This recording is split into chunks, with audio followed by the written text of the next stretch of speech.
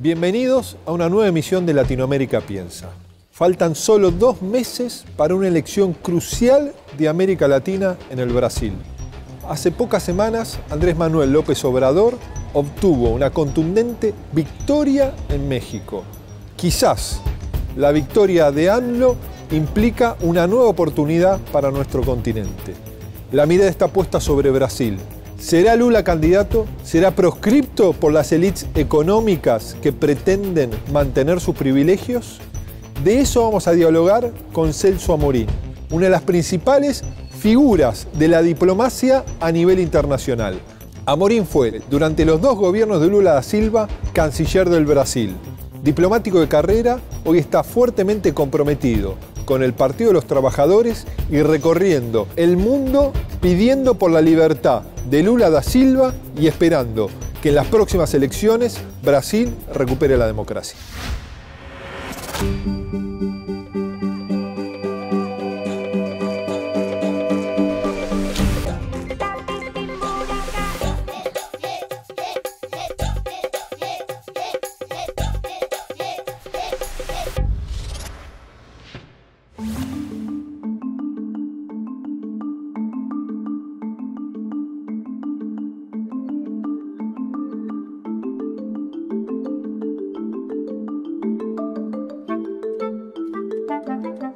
Bueno, Celso, un gusto tenerte acá en la Universidad Metropolitana. Placer mío, Nicolás. Celso, ¿cómo imaginás el futuro del Brasil en los próximos meses en un momento de inflexión, ¿no? Porque viene un proceso electoral que con un Lula candidato, Brasil podría recuperar la democracia plena, ¿no? Pero también las élites económicas están intentando hacer todo lo posible para que eso no ocurra.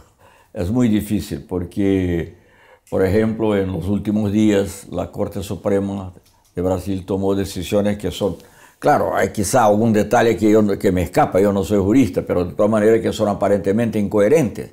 Que, por ejemplo, liberaron a Dirceu, lo que es muy bueno para que esté en libertad hasta que tenga, digamos, el final de todo el proceso judicial, pero a Lula en una situación muy similar. En primer término negaron, después, como hubo un recurso, enviaron el recurso de una manera tal que posterga por 45 días, lo que impide a Lula naturalmente de estar libre en ese momento muy importante, porque no es solamente campaña, es aparecer, tener charlas, entrevistas, etc. Yo siento que hay un pequeño cambio de humor en la Corte Suprema, en un sentido más garantista, digamos, de la garantía de los derechos individuales y un poco menos punitivista, digamos, que era lo que estaba predominando. Siempre tenemos la esperanza que sea posible sacarlo de la prisión también, pero la hipótesis con que trabajamos es que va a ser candidato, pase lo que pase, y continuaremos a presentar su candidatura, va a ser registrada en el 15 de agosto. Bueno, y esa ruptura institucional que vive Brasil, ¿no? De ese Brasil que se encaminaba a cumplir un rol central en la política, no solo latinoamericana, sino a nivel global, ¿no? Con los BRICS, ¿no? Un diálogo de igual a igual con las principales potencias del mundo. Hoy un Brasil que parece a la deriva, sí, que perdió todo ese posicionamiento. La segunda etapa de ese golpe es la proscripción de Lula. Es difícil imaginar que estas élites económicas hayan removido una presidenta para que un par de años después pueda volver Lula como candidato. Bueno, sí, no sería coherente, digamos, la previsión normal es que hagan todo para impedir y en realidad lo están haciendo aún, ¿no? Pero la realidad también es muy dinámica, hay un grado de insatisfacción social en Brasil que se manifestó especialmente ahí con esa huelga o lockout, qué sé yo, de camioneros. Bueno, esas cosas quizá preocupan también a la élite dominante que no quiere un caos, ¿no? Porque de eso no sabe para dónde ir. Creo que sería muy difícil de hablar de jueces progresistas, pero hay, digamos, los que son más pragmáticos y los que son más fanáticos, que creen que están con una misión y que la misión es combatir la corrupción y que la encarnación de la corrupción es la izquierda. Los más pragmáticos miran la cosa de una manera, no, en realidad lo que está siendo atacado es la política, es muy peligroso ir por ese camino. Entonces, por eso es lo que nos da alguna esperanza, es que también, digamos, las alternativas que aparecen en Brasil para la derecha no son muy atraentes, incluso para ellos. No consiguieron tener un candidato de centro-derecha, digamos, respetable. Digamos, la persona que sería normalmente ese candidato, que es el gobernador de São Paulo, que es candidato oficial del PSDB, no pasa de 5 o 6% de la preferencia. Pierde en São Paulo no solo para Lula, pero también para Bolsonaro, que es un candidato de extrema derecha. Es distinto, la derecha aquí, por más extremada que sea, la que está en la política, no defiende la tortura, no dice que bandido bueno es bandido muerto. Ese es el candidato, ese es el tipo que tiene mucho apoyo de varios sectores. Entonces creo que eso también crea alguna duda sobre cómo caminar. Não adianta tentar acabar, sabe, com as minhas ideias. Elas já estão pairando no ar e não tem como prendê-las. Não adianta tentar parar o meu sonho, porque quando eu parar de sonhar, eu sonharei pela cabeça de vocês e pelo dono de vocês. Celso, ¿cómo fueron tus últimas palabras en el sindicato, en San Bernardo, antes que Lula acepte la injusta pena? Hay dos partes ahí, la parte política, que ya se comentó mucho, pero hubo la parte, digamos, también humana, ¿no? Y una cosa que me impresionó Lula hasta el último momento, su preocupación con las otras personas.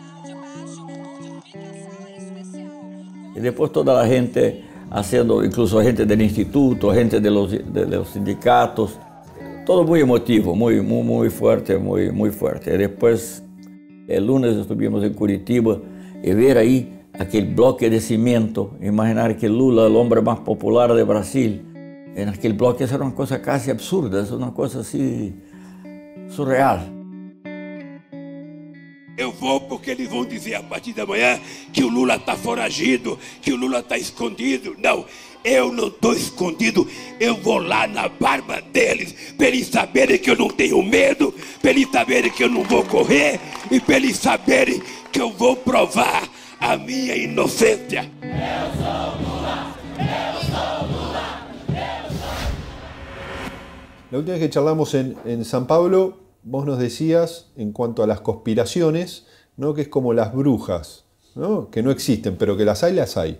Digo, ¿qué influencia puede haber tenido, ¿no? los Estados Unidos en la propia caída de Brasil del escenario global? Hoy Brasil es un zombie, ¿no? Perdió todo espacio de liderazgo que supo tener hace menos de 5 años. Es increíble, porque incluso, digamos, creo que Brasil tuvo una gran proyección en el periodo de Lula, de cierta manera también de Dilma, pero incluso Brasil de Cardoso no era tan malo como está ahora, ¿no? A veces es una cosa que no tiene... yo creo que es difícil hablar de Estados Unidos en general, porque uno piensa en los presidentes. Obama era muy simpático, hablaba que Lula es he's the guy, o he's my...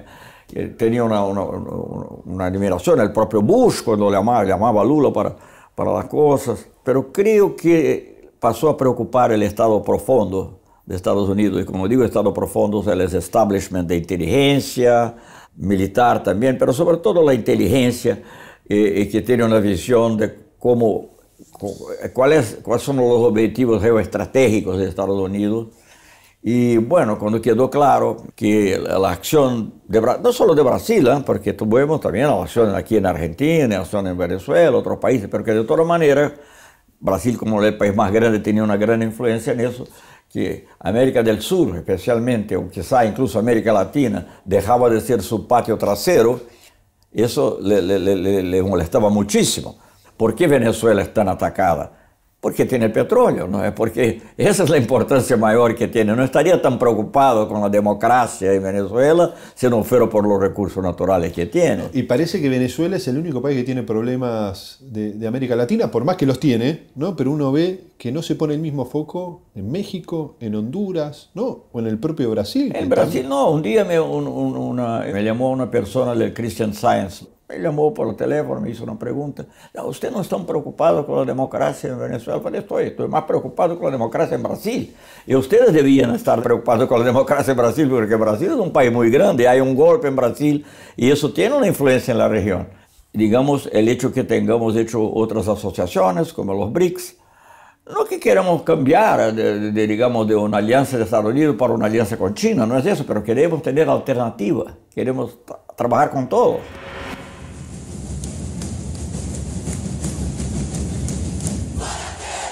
Al menos un policía resultó herido el lunes en Río de Janeiro, cuando miles de personas protestaban contra los ajustes del gobierno de Michel Temer, que pretenden congelar el gasto público en Brasil los próximos 20 años.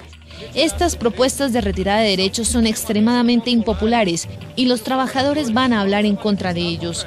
Los críticos de la reforma sostienen que esta dañará las ya afectadas áreas de salud, educación y asistencia social. Las escuelas públicas y universidades públicas y federales cerrarán sin un recurso, y la gente está luchando aquí por nuestro derecho como estudiantes. Organizaciones sindicales y movimientos sociales de todo el Brasil realizaron este viernes un gran paro nacional para denunciar las políticas de Michel Temer. Se trata de la primera huelga general desde 1996, la primera en 20 años. Un clima de total inestabilidad política, económica, social, con profundos retrocesos en la garantía de los derechos constitucionales. 92% de los brasileños reprueba la gestión Temer y exige eleições. O povo não aguenta mais a roubalheira do nosso país e ele é legítimo porque ele não tem legitimidade para governar o país. Michel Temer renuncia. Essa é a única forma de salvar o nosso Brasil. El gobierno está sacando plata de la educación, de la salud, de inversiones públicas, para poner plata ¿a dónde? Para poner plata en el circuito financiero. Los brasileños esperan que con el retorno de la izquierda se realice un referendo para revocar esta y otras medidas del gobierno de facto de Michel Temer.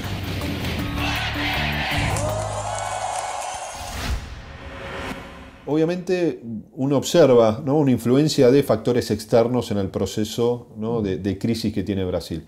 Pero también uno puede analizar cierta responsabilidad de no poder haber avanzado en ciertas reformas estructurales para la discusión del poder real. En esta misma oficina charlamos un momento con nuestro amigo Marco Aurelio García, que él nos decía que por momentos no se tuvo la decisión, la capacidad de acelerar las marchas de las transformaciones. Quizás lo que hubo en Brasil ha sido un optimismo exagerado de que habría una tolerancia. Nos parecía que todo caminaba razonablemente bien y que era posible trabajar con alguna conciliación de clases, digamos así, mejorando los más pobres, pero también sin causa.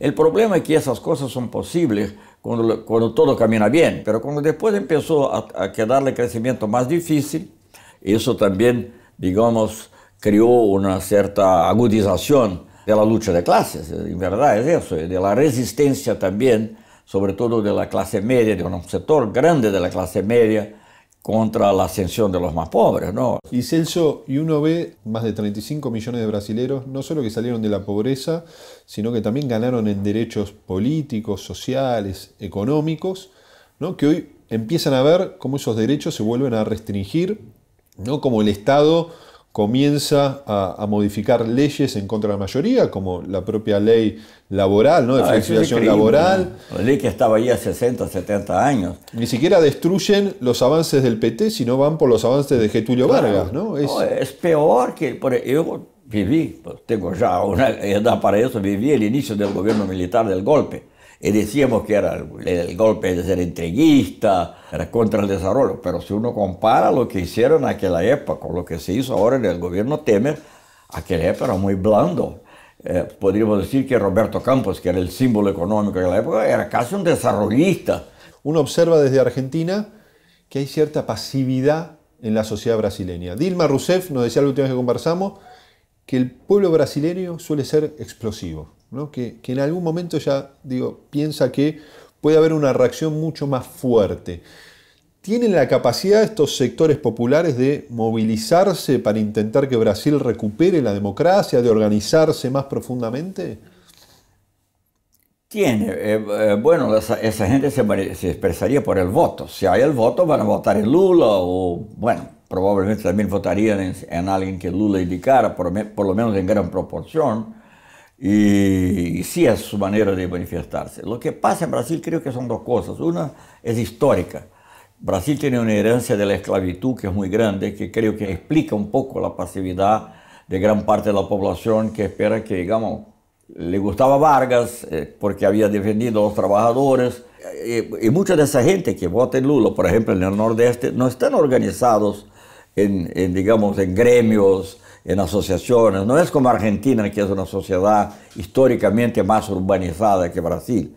Quizás ha sido eso un error nuestro, de no crear esos espacios. La organización vence al tiempo, ¿no? Es una de las premisas del peronismo, ¿no? Cómo la organización permite que los procesos políticos tengan continuidad más allá de la coyuntura de un momento determinado. Eso es verdad. Y bueno, yo creo que va a cambiar con el tiempo, porque ahora sí se tiene conciencia de eso, pero lo que es claro es que la manera que tendríamos de volver a tener una influencia sería por la elección. Y por eso están intentando justamente impedir que Lula sea candidato. Vocês tiveram consciência de eleger metalúrgico que tinha perdido muitas eleições por ser igual à maioria do povo. E o povo não acreditava que fosse capaz de dar a volta por cima. O povo não acreditava, porque nós aprendemos a vida inteira que nós éramos seres inferiores, que para governar este país tinha que ser usineiro, tinha que ser fazendeiro, tinha que ser advogado, tinha que ser empresário, tinha que ser doutor e mais doutor. Se havia alguém no Brasil que duvidasse que torneiro mecânico saído de uma fábrica chegasse à presidência da República, 2002 provou exatamente o contrário. ¿Qué aprendiste de ese tornero autodidacta que su primer título no es el de presidente de la República? Sí. Primero la calidad humana, ¿no? Que es una cosa impresionante en el caso de Lula con relación a toda la gente que trabajaba con él. Pero en términos de la política internacional, su capacidad de diálogo. Eu me orgulho muito de ter vivido este momento na América Latina e na América do Sul, em que nós saímos de um Mercosul fracassado em 2002 para a construção da Comunidade Sul-Americana de Nações. Lula era el único que podía ser amigo de Chávez y amigo de Bush. No que fuera amigo íntimo de Bush, pero estaba hablando con Bush y decía, compañero Bush, aquí tenemos un problema, vamos a tener que ver. Y buscaba siempre soluciones para las cosas, ¿no? Y era buscado para esa gente. Creo que la autenticidad de Lula y su disposición a encontrar soluciones que eran progresistas, justas, pero de una manera democrática y por el diálogo, lo hacían un tipo único. Necesitamos reconstruir la idea de que si este continente estuvo unido, nosotros podemos tener mucha influencia en las decisiones del mundo. Si continuamos separados, siendo subservientes a los Estados Unidos, nosotros no tendremos ninguna importancia en el mundo. Me contaba los otros días una anécdota que quizás resume esa mirada de Lula estratégica, quien fuera canciller Jorge Tayana, ¿no? Que en el momento que Evo Morales nacionaliza los hidrocarburos y la empresa Petrobras, ¿no? Que Lula estaba en ese momento buscando la reelección.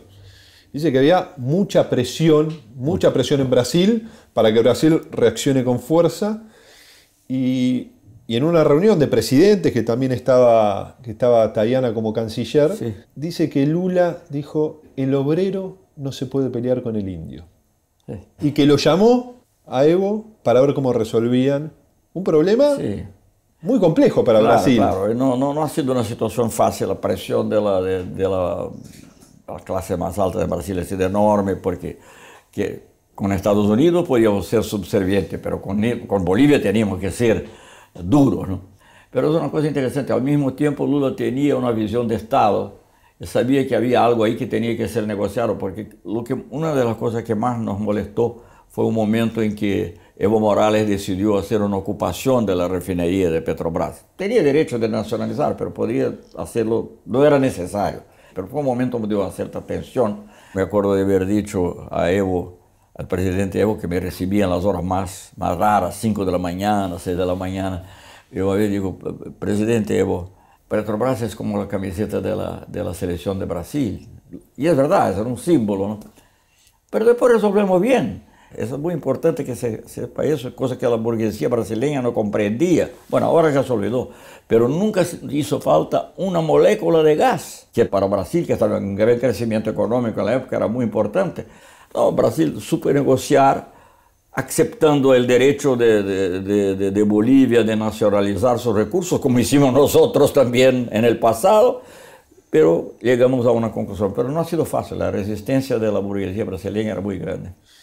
Y Celso, de aquel proceso de la UNASUR, de generar un proceso de integración político, de toma de decisión colectiva, distinto a lo que podía ser, ¿no?, el tutelaje de los Estados Unidos en la OEA, ¿no? ¿Cómo lo ves hoy en este momento también de crisis regional? Muy preocupado, ¿no? Porque yo pensaba que quizás, bueno, si gana un gobierno neoliberal en una elección normal, quizá va a tener menos importancia, van a dar menos importancia, momentáneamente la OEA va a subir un poco, pero después vuelve. Pero no podía imaginar que llegaríamos al punto de desactivar los grupos, los consejos. Y bueno, además yo después como ministro de Defensa acompañé el Consejo de Defensa Sudamericano, una cosa muy importante, una cosa nueva, una visión estratégica distinta, ¿no? Porque nosotros que éramos grupo auxiliar de una visión dentro de la Guerra Fría, de la seguridad de Estados Unidos. Y UNASUR era algo distinto, vamos a proteger nuestros recursos, vamos a colaborar entre nosotros, vamos a desarrollar una industria, una base industrial de defensa sudamericana. Todo eso es complejo, no es fácil, eso exige 20, 30, 40 años de una política seguida. Yo creo que incluso nuestros amigos que son, digamos, de gobiernos más progresistas, tendrían también que pensar en demostrar alguna flexibilidad para que UNASUR sobreviva. Claro que la responsabilidad es de los países neoliberales, pero creo que hay que tener la comprensión por parte, digamos, de los gobiernos progresistas, que hoy son muy pocos, que se debiera tener una actitud un poco más flexible, permitir que sea el secretario general quien tenga que ser, porque no va a destruir la UNASUR, ¿no? La amistad entre Bolivia y Brasil es un excelente ejemplo de lo que puede obtener la cooperación sur-sur, basada en la solidaridad y en el interés mutuo. América do Sul e América Latina e Caribe ou se desenvolvem e obtêm a sua autonomia juntas ou nunca obterão essa autonomia. É a convicção de que precisamos de trabalhar juntos para vencer inclusive as nossas desigualdades internas, que no Brasil, além da dimensão de classe, tem uma dimensão de raça e uma dimensão de gênero extremamente fortes. Então essa aproximação com a América do Sul, que começou naturalmente com uma forte aproximação Brasil-Argentina, é de extrema importância. Celso, para terminar, ¿no?, siempre tenemos una sección del programa donde hacemos preguntas breves, ¿no?, y reflexiones breves en este tiempo de las redes sociales. Okay. ¿Cómo te gustaría ser recordado? Como el consejero del presidente Lula en política exterior. ¿Cuál ha sido tu mayor éxito como canciller del Brasil? La integración sudamericana y la amistad con Argentina principalmente, que es la vértebra de la integración sudamericana. ¿Y tu principal equivocación? Quizá subestimamos un poco la reacción que vendría de las fuerzas externas y la debilidad de nuestra élite, debilidad moral y política de nuestra élite. Y si tenés que mencionar a 3 dirigentes latinoamericanos que han sido actores en los últimos 15 años de América Latina, ¿no?, ¿con quiénes te quedas? Es difícil, ¿no?, porque los Kirchner lo veo como una entidad. Entonces es uno, Néstor y Cristina, Lula sin duda, y Chávez y Evo quizá, 4, ahí están.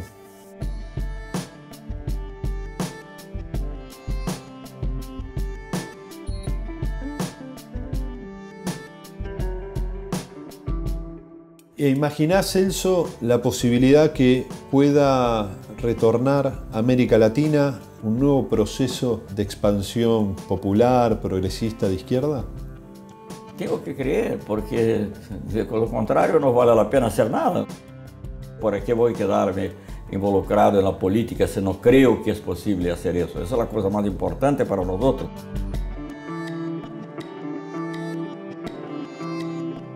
Es una realidad que para estar presentes en el mundo, para tener fuerza, nosotros tenemos que estar juntos. Y eso solamente es posible con gobiernos democráticos, preferencialmente progresistas, pero yo creo que hay gobiernos democráticos que puedan no tener las mismas ideas nuestras, pero que puedan ser honestos y no ser lo que tenemos hoy, que es lamentable. Muchas gracias, Celso. Te agradecemos mucho tu tiempo. Siempre es un privilegio recibirte en la universidad y todos tenemos puesta nuestra mirada en Brasil, ¿no? Porque el proceso electoral de octubre, ¿no? Puede ser un punto de inflexión para nuestra región que permita que empiece a cambiar el cauce, ¿no? de un río que se está yendo a un espacio, a un lugar de tristeza para los latinoamericanos. Gran tristeza. ¿No? Somos muy agradecidos a la solidaridad que Argentina ha demostrado por la situación actual de Brasil y en especial por Lula. Lula libre que queremos. Lula libre, creo que es el grito de los latinoamericanos. Es así es. Libre con derecho de ser candidato significa democracia. Bueno, muchas gracias y siempre para terminar, Celso, hacemos una foto. Nos paramos si querés y nos sacamos acá una foto que subimos a las redes sociales. Ahí estamos. Okay. Muchas gracias. Muy bueno. Siempre un placer hablar contigo. En el próximo programa analizaremos la estrategia de las élites económicas para cooptar el Estado y defender sus intereses. Conoceremos el club del 1%, que tiene más riqueza que el 99% restante.